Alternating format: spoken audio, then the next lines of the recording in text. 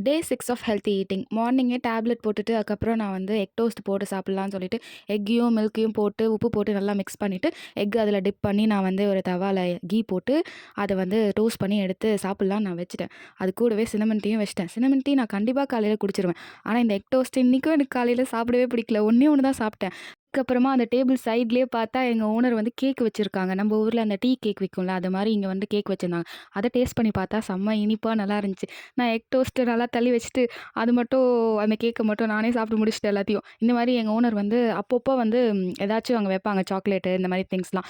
Housemates எல்லாரும் வந்து அத ஷேர் பண்ணிப்போம். அதுக்கப்புறமா ஆஃப்டர்நூன் வந்து நான் மில்லட் வச்சு, கிரீன் கிராம் வச்சு ஒரு கஞ்சி மாரி பண்ணி சாப்பிட்டேன். எனக்கு உடம்பு சரியில்ல. அதனால நான் வந்து அத பண்ணி சாப்பிட்டேன். அதுக்கப்புறம் டேப்லெட் போட்டுட்டு, அதுக்கப்புறம் லெகசி சீரிஸ் பார்த்துட்டு ஒரு டீ குடிச்சிட்டு, ஈவினிங் போல ஃப்ரெஞ்ச் ஃப்ரைஸ பேக் பண்ணி, அந்த ஈவினிங் ஒரு 6:30க்கு தான் நான் பேக் பண்ணுனே.